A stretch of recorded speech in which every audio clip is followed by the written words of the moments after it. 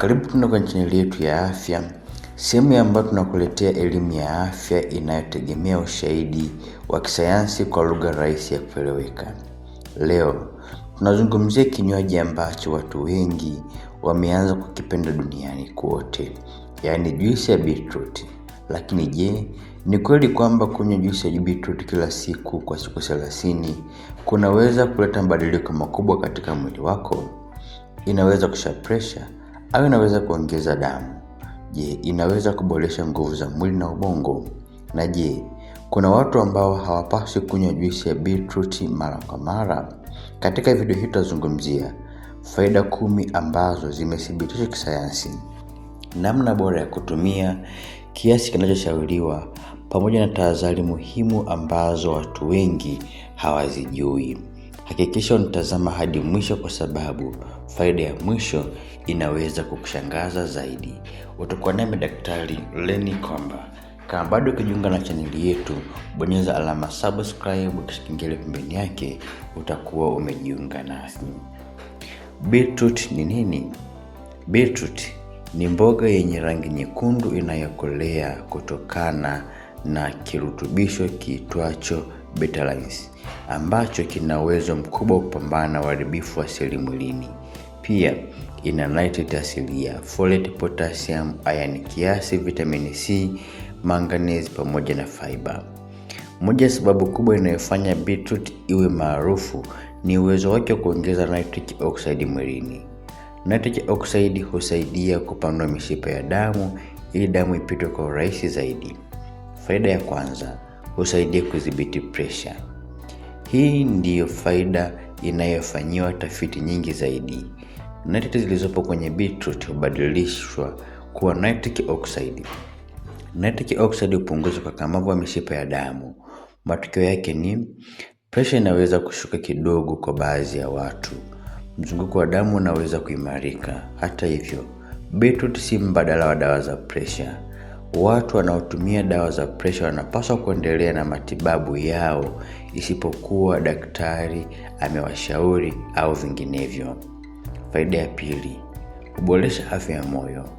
Moyo unahitaji damu yenye oksijeni ya kutosha.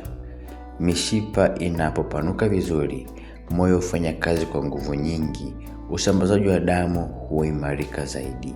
Lishe yenye mboga kama beetroot inaweza kuchangia afya nzuri ya mfumo wa moyo na mishipa, ikiwa ni sehemu ya mtindo bora wa maisha. Faida ya tatu, huongeza nguvu wakati wa mazoezi. Wanariadha wengi hutumia juisi ya beetroot kabla ya mazoezi. Kwa nini? Kwa sababu mwili hutumia oksijeni kwa ufanisi zaidi. Hivyo unaweza kutembea umbali mrefu, kukimbia kwa muda mrefu, kuchoka polepole. Hii ndiyo sababu beetroot imekuwa maarufu sana kwa wanamichezo. Faida ya 4, huongeza mzunguko wa damu kwenye ubongo. Ubongo hutumia karibu 20% ya oksijeni yote mwilini. Mzunguko mzuri wa damu unaweza kusaidia ubongo kupata oksijeni ya kutosha. Baadhi ya tafiti zinaonyesha beetroot inaweza kusaidia kuboresha mtiririko wa damu kwenye maeneo fulani ya ubongo, hasa kwa watu wazima. Hata hivyo, ushahidi bado unaendelea kuchunguzwa kuhusu athari zake kwenye kumbukumbu na uwezo wa kufikiri. Faida ya 5, inaweza kuchangia afya ya damu. Watu wengi hudhani beetroot inaongeza damu moja kwa moja.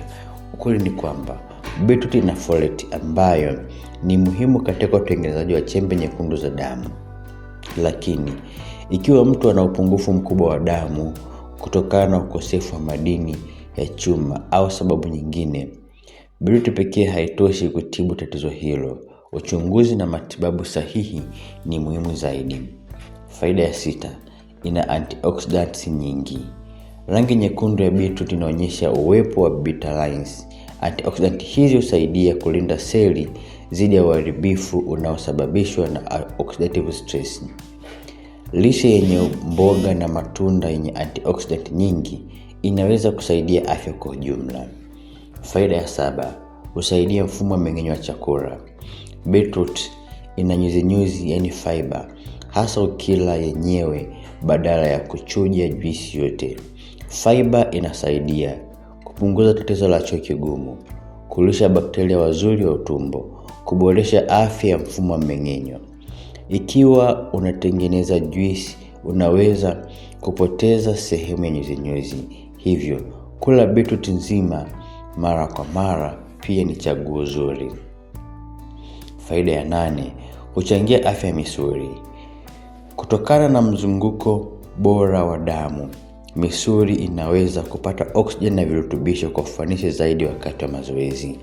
Baadhi ya tafiti zinaonyesha beetroot inaweza kusaidia kupunguza uchovu wa misuli kwa baadhi ya watu wanaofanya mazoezi. Faida ya 9, huchangia kinga ya mwili. Beetroot ina vitamini kiasi, folate, antioxidant mbalimbali. Virutubisho hivi huchangia kazi za kawaida za mfumo wa kinga kwa sehemu yenye lishe yenye uwiano. Hakuna ushahidi kwamba beetroot peke yake inaweza kuzuia na kutibu magonjwa ya kuambukiza. Faida ya 10, inaweza kusaidia mpango wa kudhibiti uzito. Juisi ya beetroot isiyo na sukari nyingi iliyoongezwa ina kalori chache ukilinganishwa na vinywaji vingi vya sukari. Ikiwa itatumika badala ya soda au juisi zenye sukari nyingi, inaweza kusaidia kupunguza ulaji wa kalori. Hata hivyo, kupunguza uzito hutegemea mlo mzima, mazoezi na mtindo wa maisha, si beetroot pekee. Je, unywe kiasi gani? Kwa watu wenye afya njema, mililita 250 mpaka 500 za juisi ya beetroot kwa siku ni kiwango kinachotumika mara nyingi katika tafiti. Unaweza kuanza na kiasi kidogo ili kuona mwili wako unavyoitikia. Usiongeze sukari nyingi kwenye juisi. Namna bora ya kutengeneza: unahitaji beetroot 1, karoti 1, tangawizi kidogo na limau kidogo pamoja na maji kiasi. Saga au kamua kisha unywe ikiwa bado ni fresh, yani bado haijaharibika. Nani anatakiwa kuwa makini? Beetroot inaweza isiwe chaguo bora kwa baadhi ya watu, hasa wenye historia ya mawe kwenye figo yanayohusishwa na oxalate. Watu wanaotumia dawa ya kushusha pressure kuwa inaweza kuongeza athari ya kushuka pressure kwa baadhi yao wenye ugonjwa wa figo. Pia usishtuke ukiona mkojo wa choo vinapata rangi nyekundu baada ya kula beetroot. Hali hii huitwa bacteria na mara nyingi si hatari.